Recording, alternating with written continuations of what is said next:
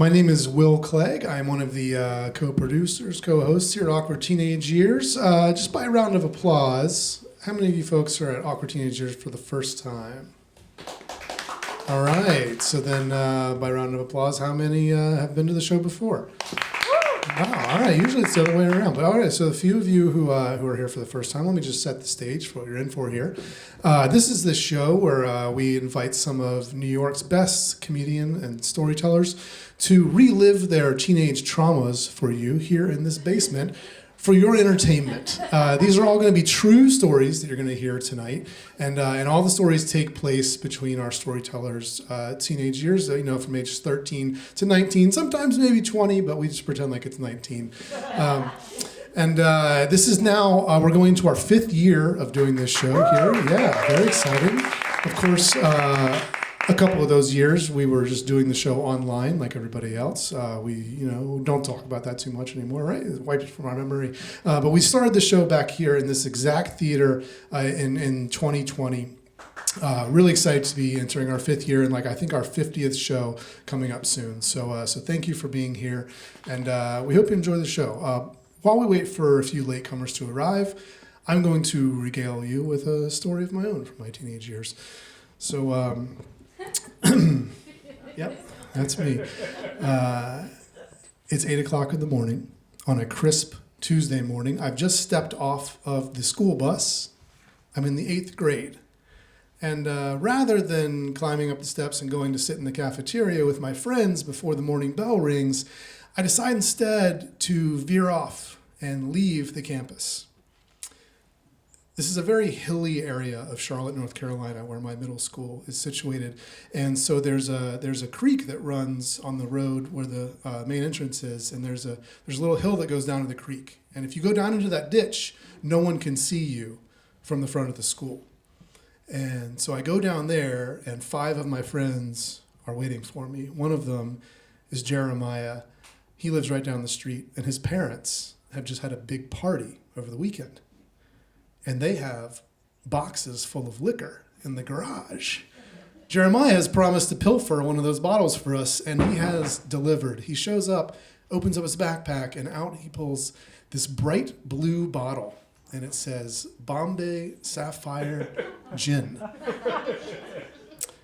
I've never had gin before, but I'm pretty excited. And Jeremiah screws off the cap, takes a big swig, makes a weird face, and then starts to pass it around. Now, I'm no stranger to alcohol at the tender age of 13. I started drinking much, much earlier than that, in fact. Yeah, sorry, let me just want you all to take this in. Let's unpack this photo. This is 1982. I'm 2 years old.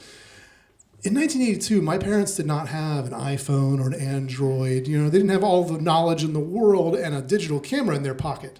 So they couldn't just pull it out and take a quick snap. No, they had to see me drinking wine and think, oh, what a hilarious photo. My dad has to go get the camera, wind it up with film, and then take this picture, right? So God only knows how many sips of red wine I had before this photo was taken. I don't think I drank a lot in the intervening decade, though. But then in the 7th grade, I'm 12, and I get invited to go to my friend Travis's lake house. This is a big house. They have several floors, and the bottom floor is where we get to hang out undisturbed. So when we're sure that his parents have gone to sleep, we sneak into the room where the extra fridge has all the beer in it. And Travis grabs a couple of cans of Coors Light.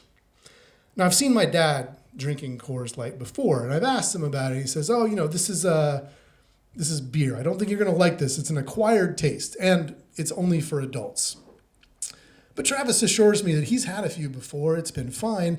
And now if my dad drinks it, then it's basically like a family tradition, right? So we sit down on the wraparound couch. We crack open our silver bullets, and we start watching the satellite TV. And while Travis is furiously trying to find one of the porn channels that isn't all scrambled, I take a few sips of this beer.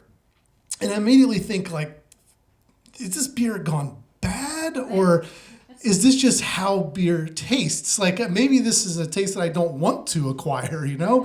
And I drink like a quarter of the can, and I start to feel really queasy. So I jump up and I run to the bathroom. And I look at myself in the mirror, and my face has just gone green. And I barely make it over to the toilet in time to retch up my dinner and all of the Coors Light. So maybe beer is not for me. Fine. I'm undeterred. A couple of months later, I go to spend the night at my friend Nick's house. And Nick's waits for his parents to go to sleep, and then he sneaks down to the liquor cabinet, and he comes back up with a bottle of Everclear. I see a few of you are familiar with Everclear. Everclear is like if you take gasoline and like multiply it. It's 180 proof. That means it's 90% alcohol, 90. Most spirits are like 45%, like whiskey, vodka, that sort of thing. I still to this day don't understand why his parents had a bottle of Everclear. Like, there's no legitimate reason for them to have that. There's no legitimate reason to even have Everclear at all, like except for maybe like for murder, you know? And so we take this Everclear and we pour just a tiny bit of it into our big bottle of syrupy sweet Gatorade. It masks the taste very well, though. It does. Not the smell, but the taste, at least, you know. And we drink this Gatorade down because we can't taste any alcohol in it. And an hour later, I am on the floor laughing the hardest I've ever laughed in my entire life, afraid I'm going to pee my pants. Everything is so hilarious. And then I wake up in the morning, still on the floor, still in all of my clothes, not exactly sure what happened after all the laughter, but I didn't get sick, so that's pretty good. So now, back in the ditch, 8 a.m., the bottle makes its way around to me. And I'm not feeling intimidated at all. I've had Everclear. So I hoist the gin bottle up, put it to my lips, and my mouth, by the way, still tastes a little bit like the minty fresh taste of Colgate toothpaste, you know? And I quickly find out that the worst thing to have after brushing your teeth is Bombay Sapphire gin. As soon as it hits my mouth, it's just like this flavor explosion in all of the wrong ways. And then I start to like spurt and I spit a little bit of it out onto my friends. Not cool, because we all have to go to class right after this, right? And apparently it's not so uncool, though, that I don't get the bottle again when it comes back around. And I don't want to seem like a jerk, so I take a second swig of this Bombay Sapphire. And the bottle's like half empty, but we have to go in and get to class, so we just ditch the bottle and we all head into school. And sitting there in my homeroom, I start feeling queasy again. It's the beer episode all over again. And then I start to feel like my faculties of speech are starting to leave me. So I quickly stand up and ask if I can go to the bathroom. I rush in there. I'm all pale green again, but thankfully there's nobody else in the boys' room. And I very quietly throw up my breakfast and the gin. And I walk back out. I'm actually feeling quite a bit better now. And I hear this hysterical laughter coming from down the hall. And I peek around the corner and I see Jeremiah on the floor, having obviously been kicked out of his homeroom. And he just cannot stop giggling. And I think, I've been there. I've been there, and I love that for him. It would take me 2 decades to really sort out that there is some middle ground between throwing up and laughing so hard you almost piss yourself.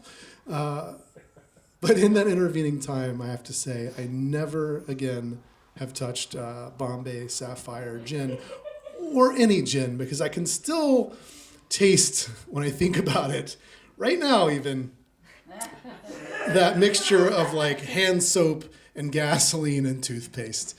And I will never drink gin again, probably as long as I live. So thank you. And to my mom at home watching the live stream, once again, I apologize. I don't know why she watches. All right, folks. I think hopefully most of our latecomers have arrived. So what do you say we get the show started for real? Yes? All right. Our first guest storyteller tonight is a comedian and a storyteller. She's just returned from touring her show New Kids on the Blockchain at the Edinburgh Fringe and a quick tour of Asia as well. Please welcome to the stage for the first time in Awkward Teenage Years, Viv Ford.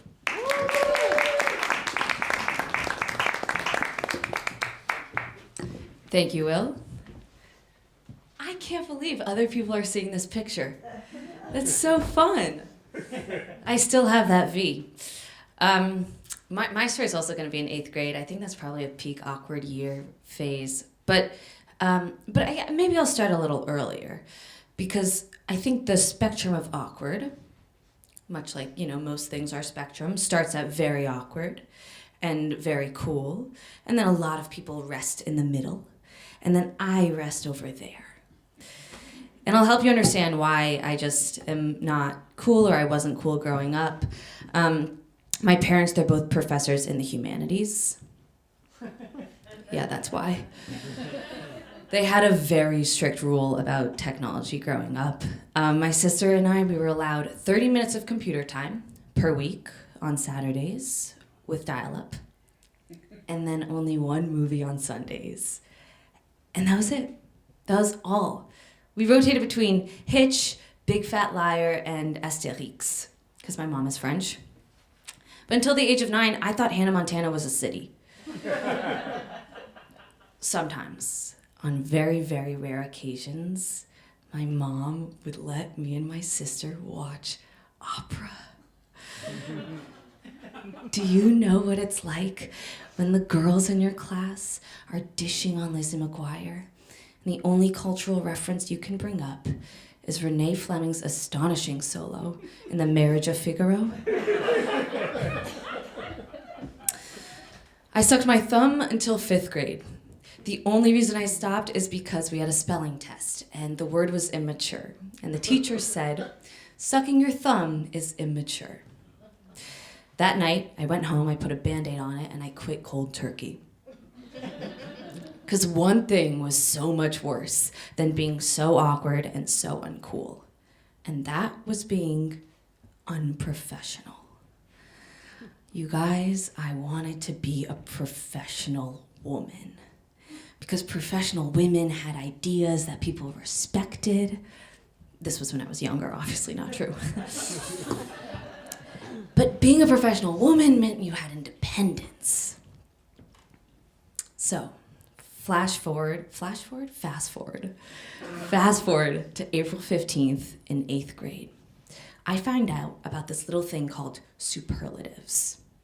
Superlatives in middle school and high school are things that people put in the yearbooks, like the yearbook committee puts in the yearbook, and classmates vote on best smile, class clown, most likely to succeed. I decide it's my mission over the course of the next month, while votes happen, to win most likely to succeed. Thankfully, my folks had loosened up a little bit on technology, and I had a cell phone for emergencies.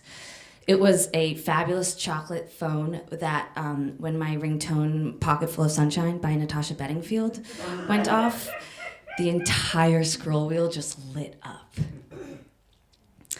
I get to school one day, April 15th. I remember it because it's my birthday. I'm feeling great.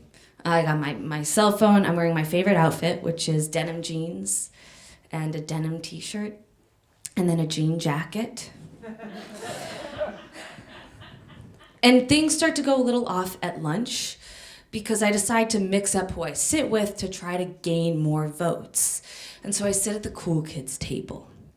And while they're all trading their Gushers and their Doritos and all of their fun snacks, I pull out the thermos that my mother had packed me of ratatouille. And this kid, Jake Laga, who I had such a crush on, says, "Oh, they should call that crapatouille." By 2 p.m., the school nurse has made an announcement that they're going to be doing scoliosis screenings. It's going to be very simple. She's going to call 15 kids down at a time into her office and line us up against the wall. I get called with Jake Laga's group. And another reason, by the way, that I had decided that as a professional woman, I should start wearing bras. And so I was gonna go bra shopping later that weekend with my mom because nothing screams professional woman like an airy bra. So I get to the nurse's office, she lines us up against the wall, and she tells us, it'll be so simple. Boys, you'll take off your shirt, I'll check you quickly. Girls, you can take off your shirt, you can leave on your bras, I'll check you, and then you'll be out of here. And I'm like, psst, next week I'll have a bra, but this week I don't. She said, okay. So she hands me a hospital gown. She says, go change in the bathroom down the hall. Now, I had been to the doctors before. I knew how these gowns worked. So in the stall, I take off all my clothes. I leave my underwear on. And when I walk back to her office, all 15 kids, the jaws of all 15 kids drop. I go into her room and they just start laughing. And I start crying because it's absolutely humiliating. She makes matters so much worse. She decides to go out there and scold them for laughing at me because I shouldn't have taken off all my clothes. So she checks me, I put my clothes back on, and I'm ready for the walk of shame outside, and I've ruined all my chances at ever being professional, and what a disaster. As I walk out, Pocket Full of Sunshine starts ringing. I pick it up, it's spam, but they don't know that. I go, hello, this is Viv. Oh, the New York Times? Yeah, I'll do an interview. A month later, I won Most Likely to Succeed. Thank you so much.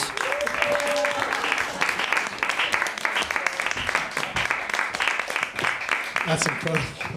Oh, man. That, it's like a nightmare, right? Like, I actually had that nightmare once. When I was in church, I don't know, early on, not even a teen yet, I was invited to get up and do one of the readings.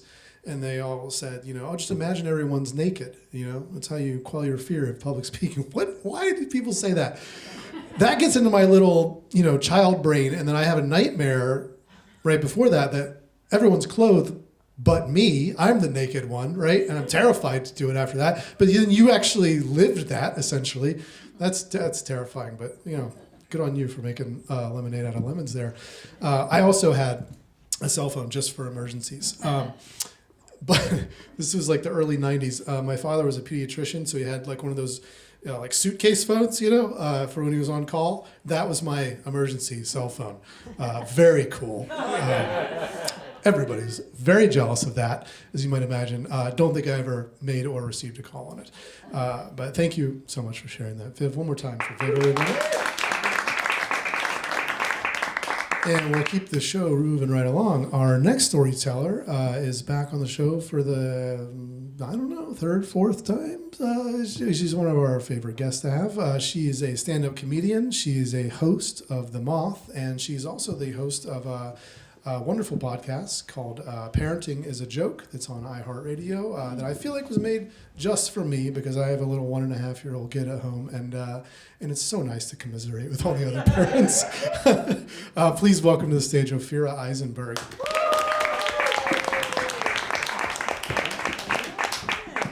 Hi, everybody. Okay, so I just realized that this photo with the permed hair is exactly when this story happened. I was a girl as early as I could remember that I always wanted a boyfriend, okay? Never a horse, always a boyfriend. And I had 2 older sisters, and as soon as I became a preteen, they kind of served as evil fortune tellers, telling me about my impending future based on all of their experiences. So when I was 12, they told me that by the time I was 20, my thighs would balloon out, so I should, wear my mini skirts now, that I'd have long eyelashes but never bigger breasts, and that losing your virginity was not something to wait to do with someone you loved. because it was not good. Losing your virginity was not good. It was not a memorable night, and that basically you should get it over with someone you don't really care about, so then you can gain skills and have good sex with someone you actually like. And I thought that sounded like really sound logic. So I wasn't a nerd, but I was a bit of a dork, and my best friend was Cheryl, and she was a very, very smart math and science nerd. And I told her that my older sisters had said that, you don't wait to lose your virginity with someone you love. You should get it done with because no one's really good at it. And, we talked about the logic of it. It made perfect sense in her empirical brain. And so we thought, well, maybe we should plan to just get our virginity over with as soon as we could so we could move on to this, nirvana in the future. And we had little catchphrases for everything. And so we decided that if we were ever together in a situation where it seemed like we could both lose our virginity at the same night, like not to the same people, but just an event happen at the same time. That was ideal because then we could gather the data and talk about it later and maybe do some graphs. But that we should have a code word, and the code word would be expand your horizons. Okay? So it was high school. I was in high school. We were in high school at the time. It was grade 11 in Calgary, Alberta, Canada, and we had spring break. And Cheryl and I decided that we would drive to Banff, which is the nearby ski resort town that is very nice in the spring. And she could drive. She was 16. I would soon be 16. We were allowed to borrow her mother's car. We were allowed to drive an hour away and stay overnight in Banff, which I know all sounds a little intense, but we both had absent or dead fathers and high grades. And when that combination happens, you can do whatever the fuck you want, all right?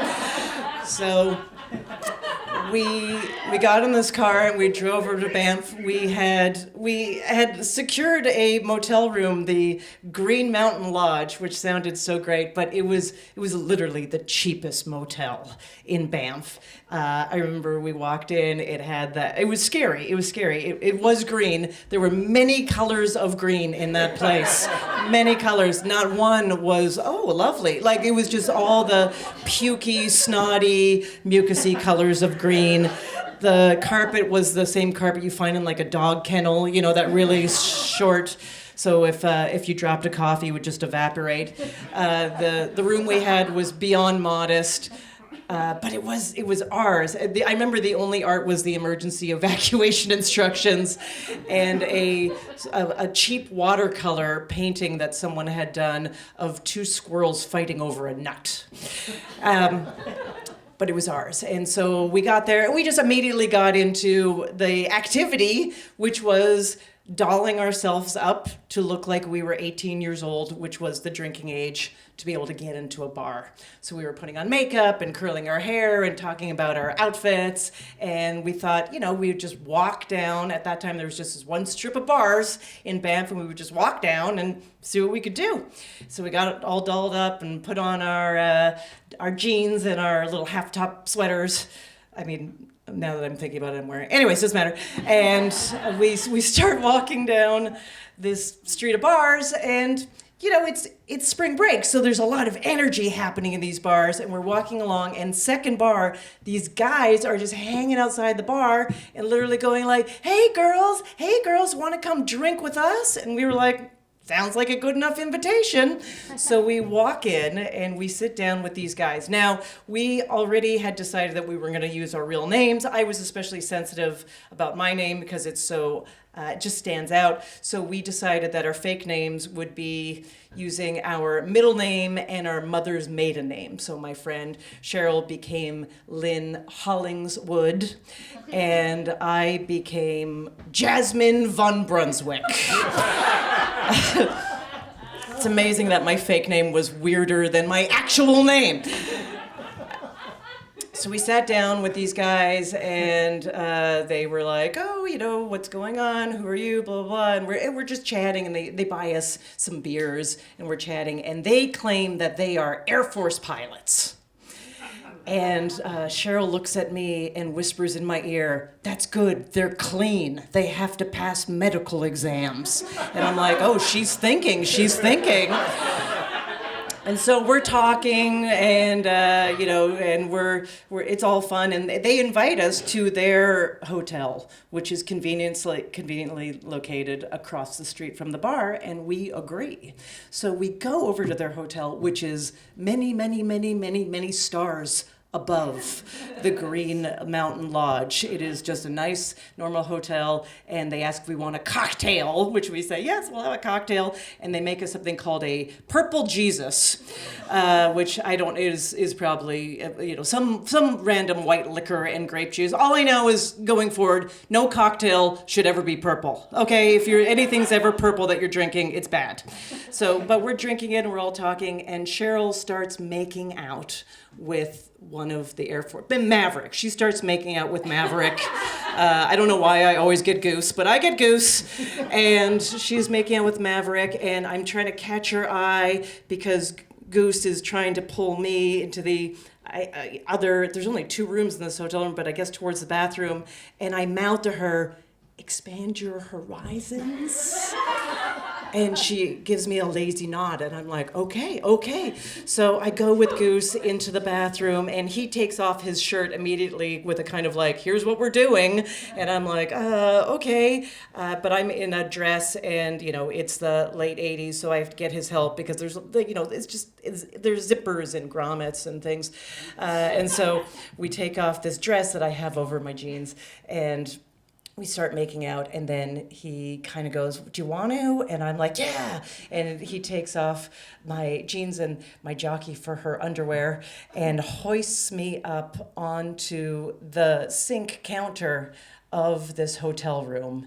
And before I know it, I guess I am losing my virginity on the hotel sink counter, which is not how I thought it would go, but, I guess I get a free shower cap at the end. There is nothing to it. He finishes, and I am confused as to whether anything has happened at all. And I think, oh my God, my sister was right. That was complete bullshit. I'm glad I did not waste that on someone I loved. But then a different thing hits me, which is, have I just lost my virginity?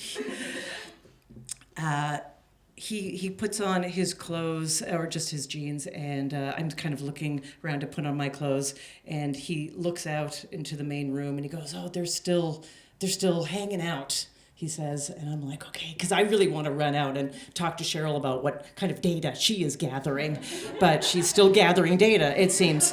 So Goose says 1 second, and he comes back with a pillow and a sheet and a blanket from one of the beds, and he kind of makes us a little bed on the tile floor of the bathroom, and he says to me, "You can have the pillow." And I think, this is how you get the pillow.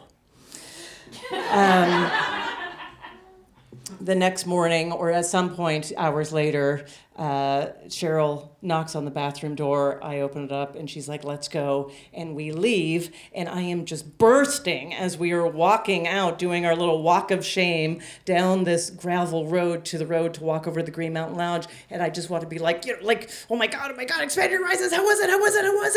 And finally, I just go, "Expand your horizons. How was it?" And she goes, "Expand your horizons? What are you talking about?" And I was like, "What are you talking about? I thought you were expanding your horizons." And she goes, no, we just made out. And I said, "But I asked you expand your horizons. And she goes, "I thought you said, are you good?" And I was like, "How is are you good? So they expand your horizons. How is that the same?"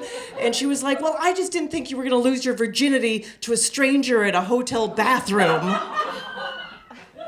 And I was like, oh my God, my own friend had higher standards for me than me. And little did I know that was the beginning of a pattern. Thank you.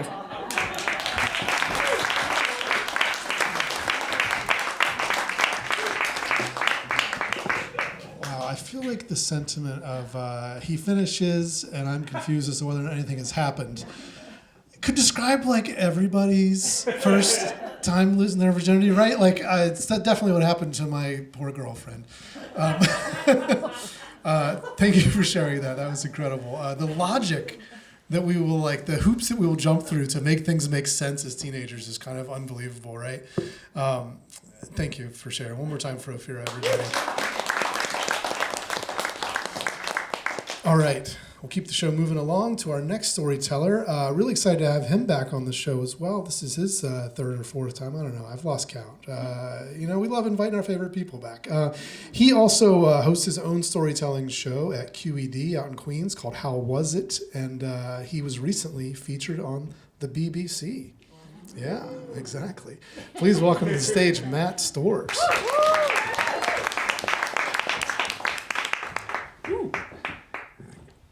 Oh, hi, everybody.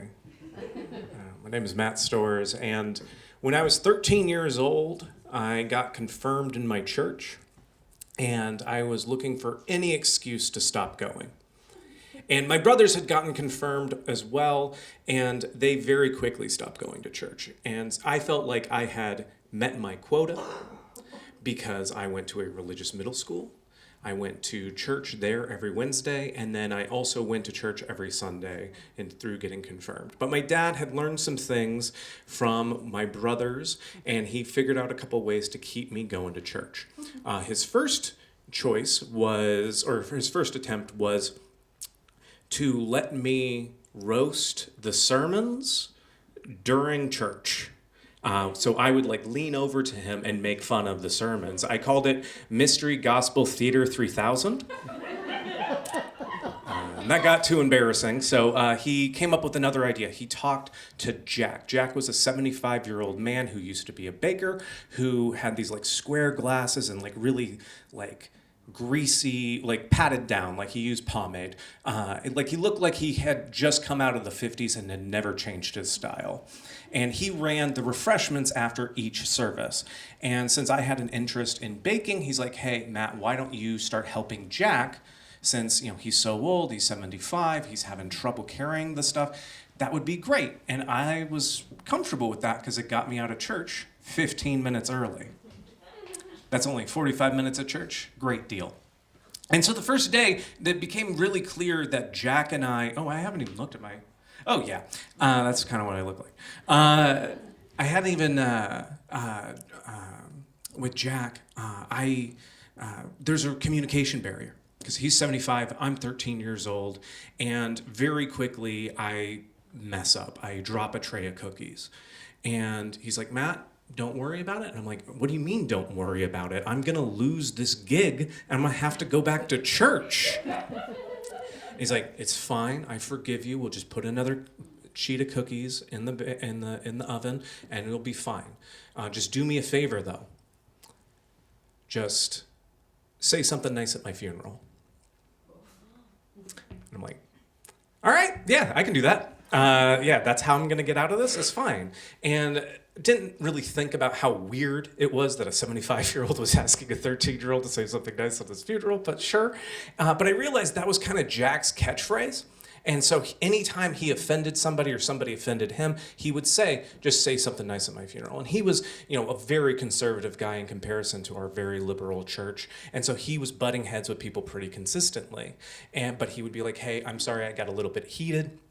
Please forgive me. Just say something nice at my funeral. Or if somebody yelled at him about something, he would take him aside and be like, hey, got kind of heated. I'm really sorry. I'll say something nice at your funeral. What the heck, And over the course of that next year, high school started. And I was playing sports, and I was doing more and more at church. But after a while, it became clear that Jack was slowing down more and more, and so they decided to bring somebody else in, an actual adult, to help him with all the baking and everything like that. So my role got more and more reduced as the year progressed, and eventually it hit a point where I was like, yeah, I'm just not going to go back to church. A couple years later, I was at high school, and Jack's granddaughter, who was a friend of mine, came up to me and let me know that Jack passed away. And she was like, hey, would you and your dad be interested in being ushers at his funeral? I said, sure, yeah, I would love to do that. And so we go, and I get dressed up, and I'm handing out the pamphlets to everybody that's coming in.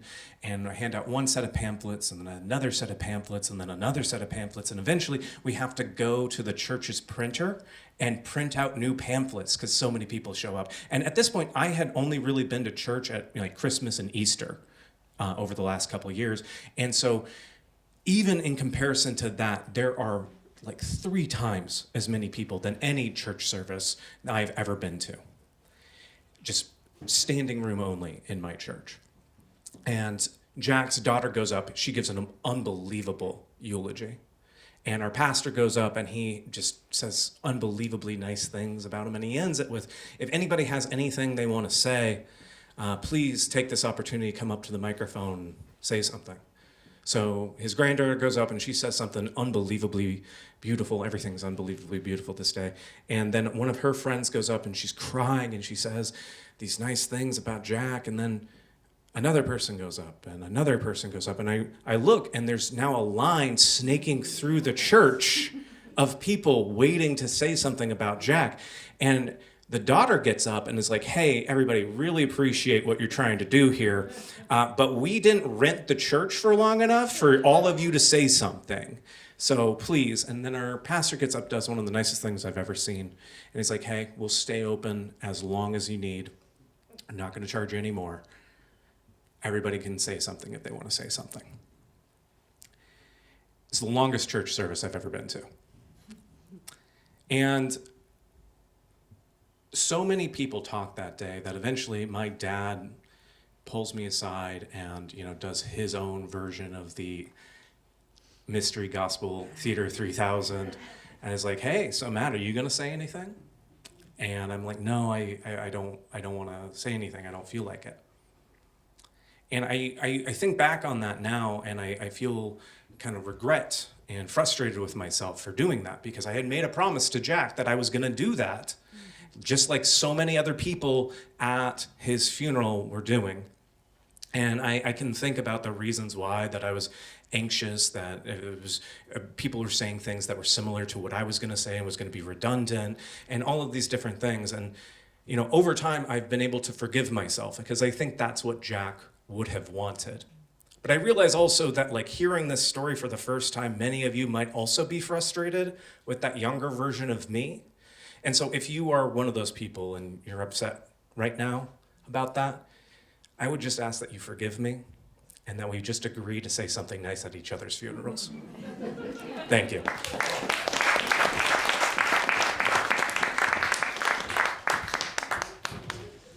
Thanks, Matt. That's a lovely story. And in your defense, it's very hard to stand up and say something at anyone's funeral, especially as a 13-year-old. I mean, come on, it's really tough to do, even as a 44-year-old. I don't like to do it, but I totally share the sentiment about church. Mom, you can close your ears for a minute if you want.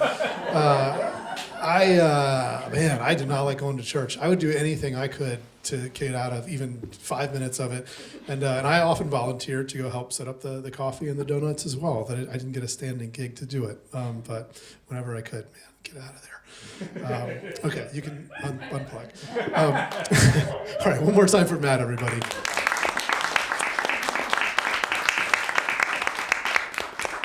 Okay, our next storyteller, we're really excited to have on for the first time.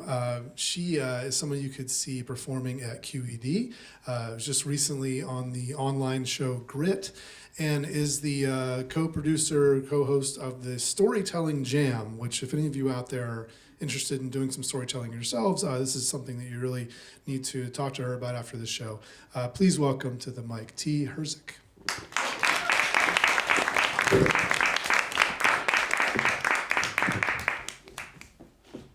Waiting for my picture. I'm about 2 months into starting at my new school. I just started junior high school at a private school right here in Manhattan, very close to here, called the United Nations School, or UNAS for short. Yeah, as I said, it was junior high school, which started at that time in 7th grade, not 6th. Don't get too impressed by the private school part. It wasn't like the private school and Gossip Girl, you know, the don't you know who my father is? It's more like the Old Navy of private schools.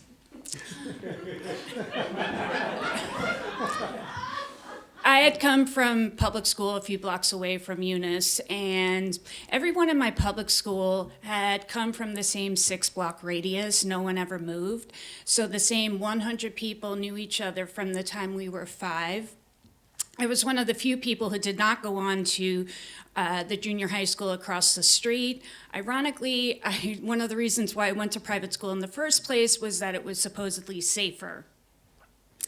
While I had left my community of people at public school, the kids at Eunice had also been with the same people from the time that they were 5.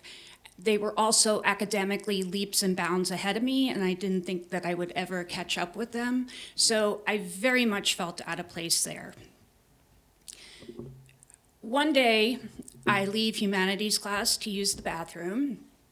And the closest bathroom to that classroom was all the way down at the other end of the hallway.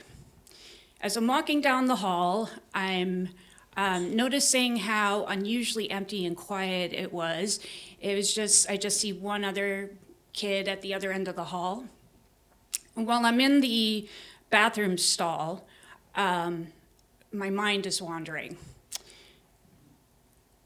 All of a sudden, I look up and I see in the space in the bathroom door an eye looking back at me. I gasp and suddenly can't breathe. And I recognize the eye as belonging to the guy I'd just seen a minute earlier in the hallway. I'd seen him before that day too. He was in the grade above me. So he sees that I see him.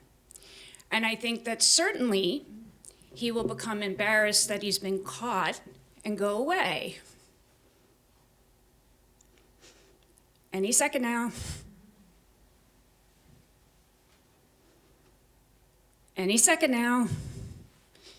But he doesn't. He continues to stare at me. And I think, what the hell do I do now? I mean, if this guy is brazen enough to follow me into the bathroom, watch me go to the bathroom, and continue to do so despite the fact that he sees that I see him, is anything I do going to get him to stop? I try to speak, but no words come out.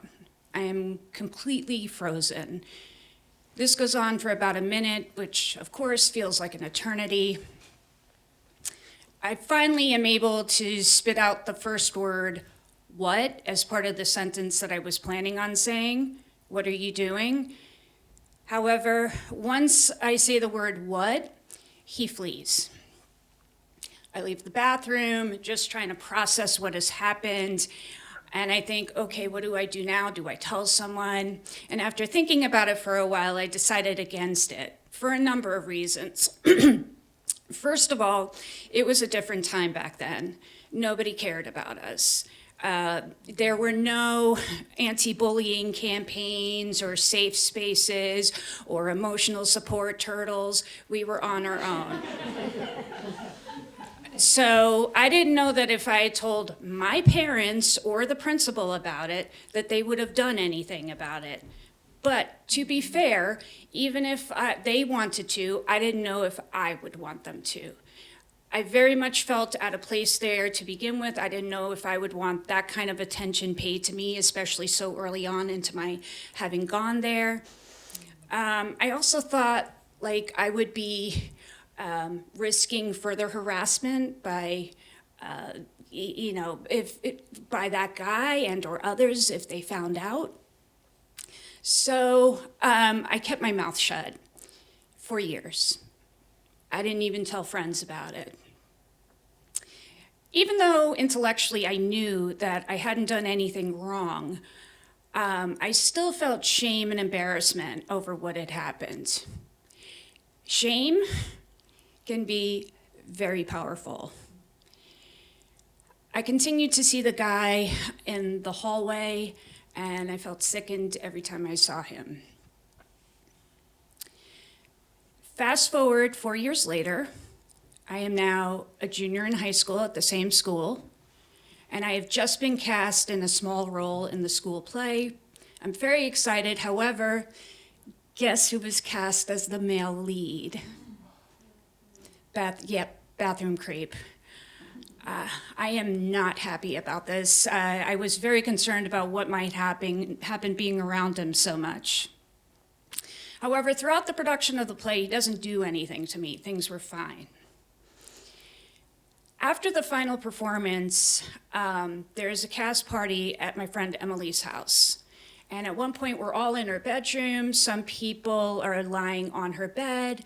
Others, like myself, are lying on the mattress on the floor. And I know that it sounds sexual, but it really wasn't. It was just a bunch of tired teenagers lounging around. And I see on the other side of the room that bathroom creep is starting to try to make a move on different girls by lying down next to them and trying to touch them. They all reject him. And despite that, he continues to try to make a move on each girl one by one, and he's getting closer and closer to me. I'm anxious because I don't quite know how I'm going to deal with the situation once he finally gets to me. But I'm also pissed off because at him for pulling this shit again. And every girl he approaches is like watching him watch me in the bathroom all over again. And I didn't think of it in these terms at the time, but I was angry at his entitlement. That he somehow thought that he was owed or allowed access to girls' bodies because of what? For existing as male? For existing at all? He finally lies down next to me and he's about to put his arm around me. But before he can do so, I turn around, look him in the eyes and say, if you ever fucking touch me, I will fucking kick you in your fucking balls. There's a pause, and he moves on. That was our last interaction. Shame can be very powerful. But guess what? So can I. Thank you. Thank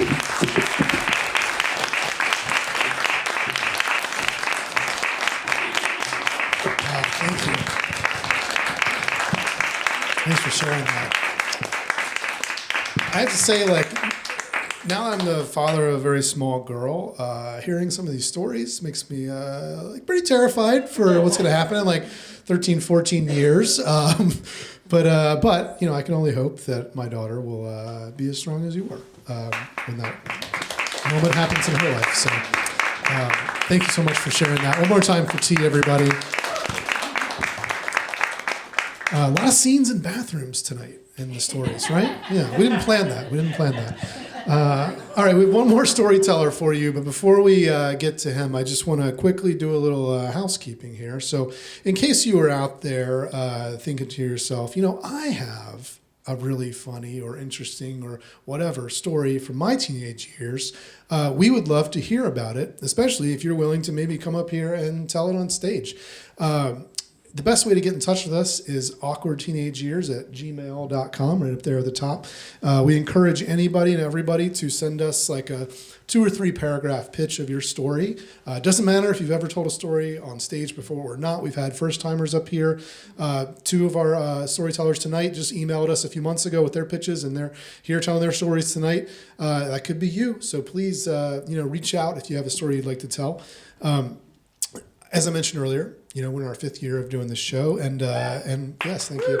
We have archived all of them, even the weird online pandemic ones, and you can find them all on our YouTube channel. So this show will be up on YouTube in anywhere between 2 weeks and 2 months when I get to editing it, and all the other ones are there. So please go search at Awkward Teenage Years on YouTube to see all of our past shows with so many wonderful guests. If you'd like to find us on the social media, the place where we're most active is Instagram. We're also on the Facebook and the Threads. I don't know if we're going to be on any of those for too much longer. I don't know if you read the news that came out today. So now I'm feeling weird about all of it. But I didn't have time to change the graphics. So, I don't know. That's where we are for now. Maybe we'll be on Blue Sky or something else. I don't know. Just, at Awkward Teenage Years in all the places is where you'll find us. We'd love to hear from you. You can see photos and whatnot from past shows there as well. And I think that's it. So yeah, reach out, please. And if you took any photos tonight, which we hope you did, and you post them, please tag us. We would love to repost them and do all the social things before it all falls apart. Okay. So anyway, to our last storyteller, really excited to be bringing him back to the show for I think the third or fourth time as well. And he is a software engineer by day. He's a storyteller by night. He's been on several Moth Grand Slams, and really excited to have him back. Please welcome Harjas Singh.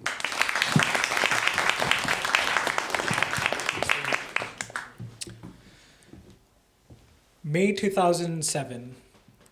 I'm 13 years old. I'm sitting in geography class when the principal's assistant walks in with a note in his hand. Hands it to my teacher. Mrs. Larry, my geography teacher, reads the note and says, "Harjas, I think it's time for your flight. Your parents are here." So I start packing my bag. I go up to Mrs. Larry to wish her a happy summer break. But anytime teaching isn't happening, boys start talking. Sorry, forgot to mention boys' school. And Mrs. Larry takes a piece of chalk, throws it at a loud boy, and says, "Quiet! Do you boys know where Harjas is going? He's going to America!" And the whole class simultaneously goes, "Wow, America." Just like the aliens in Toy Story when they look at the clock. As I'm walking out, the class applauds. Please. To help you understand why this was such a big deal, this is a phenomenon across the world, but especially true in America. 2 words: American propaganda. MTV Cribs, Backstreet Boys, Steve Jobs, Independence Day starring Will Smith, Wall Street, the greatest product ever sold, America, the land of excess, opportunity, where your dreams come true, and if American Pie is any indication of American culture, women just waiting to have sex with you. At the time, as far as I know, I was the first person in my school to be going abroad, let alone to the mythical lands of the United States. Bragging rights for days. So, got on flight, 22 hours later, landed at Newark Liberty International Airport. We get off the flight, get straight into the long, snaking immigration lines. But America isn't messing around. America lets it be known very quickly that you're in America. There's an officer shouting at the top of every minute, "No phones, no talking, get your passport out, get your documents out." We're quietly making our way through the line. We make it up to the front. Me, my dad, my mom, and my younger little brother. We go up to the immigration officer. My dad starts talking. He says, "Good evening, officer." Big dude, big bald dude, tough. This is the biggest person I've seen in my life.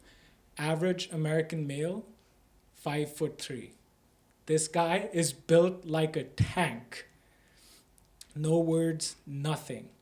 No acknowledgement, straight questions. Where are you coming from? India. Purpose of tourism, or purpose of visit? Tourism, visiting family. My dad is giving all the answers. Our job is to prove to the officer that we're here legally and we're not going to stay here forever. My uncle is waiting outside. The questions keep coming. How long will you be staying here? A month. Who are you going to be staying with? My dad says, my brother-in-law, he lives here, he lives in Jersey City. And the questions keep coming. My dad keeps answering. The immigration officer then goes quiet, gets out of his booth, closes the immigration lane, and says, "Come with me." We're looking at each other a little surprised as to what's happening. And I'm thinking, almost on American soil. Almost. I just have to clear this thing and then baggage claim and then I'm right there. But the officer says, "Follow me." And we start following him. He opens this double-sided door, and we see this big pulpit. And he's taking us to a secondary holding room. And on this big pulpit are sitting two massive officers, bigger than this guy that we had just seen, with batons and tasers. If America was a bar, it would be called Liberty and Freedom, and these guys would be the bouncers. This was just like all the American movies that I'd seen, except I never imagined that we were going to be the bad guys. In my head, I'm sad and confused. Why did this person let all these other people go before us and held us back? All my dreams right there, the New York skyline, the M&M store in Times Square, just past baggage claim. I turned to my dad, and I'm looking at him with pleading eyes and saying, Papa, why did they bring us here? And my dad says, I don't know. Will they deport us? And my dad says, I don't think so. I think they're just being thorough. And then I asked, but what if they do? And my dad very calmly just says, then I guess this is as far as we were meant to come. But in my sweet 13-year-old brain, the real question that I'm thinking about is, what about my bragging rights to my friends? When I go back and friends ask me, how's America, dude? What would I say? Man, border security, they really know what they're doing. 30 minutes go by, 60 minutes, 90 minutes. The toughness in the secondary room is even tougher. No phones, no talking. There's a TV playing in the corner, and somehow this makes this whole situation feel even more foreign than it actually is. This TV doesn't look like the TV that I have back home. The people on TV don't look like I do. The ads aren't as funny as Indian dads, and why are Americans advertising prescription medicine to begin with?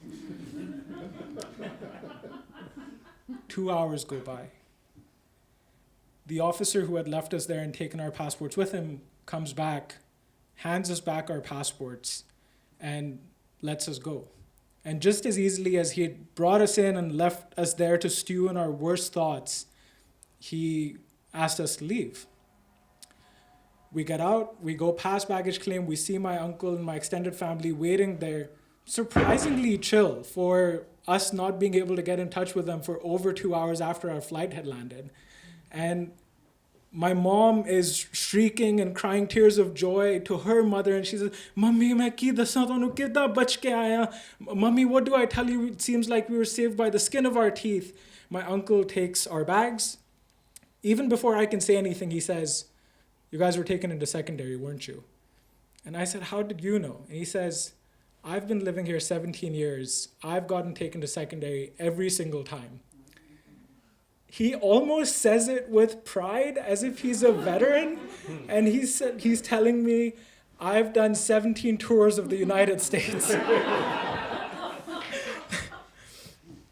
He explains to us. He says, more than likely what happened is that your name probably matched with someone they had a record for or a warrant, and they just wanted to make sure that you weren't that person, or anyone in your family wasn't that person.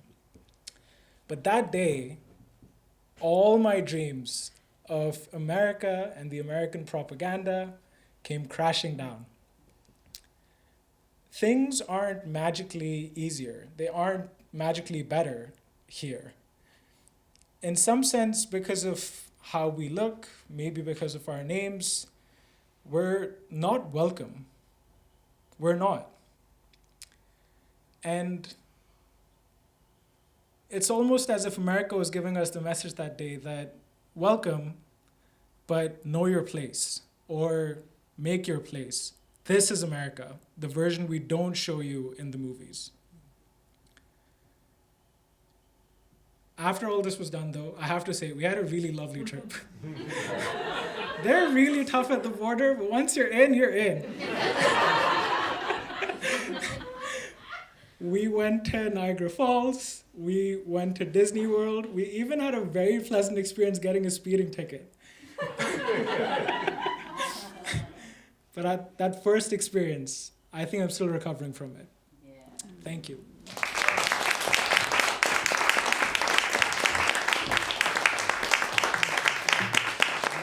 Thanks. Great story, Harjas. You know, it reminds me, like, the first time I ever met Harjas, he told a story at the Moth. One of my favorite stories I've ever heard there about a jar of pickles. I don't know if that one's on the website or not, but that's one of my favorites. Yeah. Look it up. I guess, I don't know, Harjas Singh, pickles. Put that in Google, see what comes up. Thank you for sharing that. It's an amazing story. All right, folks, that is our show. Thank you so much for coming out tonight. Let's hear it one more time for all of our storytellers, all right? For Viv and Ophira and T and Matt and Harjas. We've got Lauren up in the booth. Lauren has been our tech since we started doing this show, the best in the biz. Thanks to Frigid for having us here. We do this show once every 2 months on the first Wednesday. So our next show, it's going to be a brand new show, is going to be on March 5th. Please tell a friend if you had a good time. Tell an enemy if you did not. And we hope to see you again here really soon. Thank you.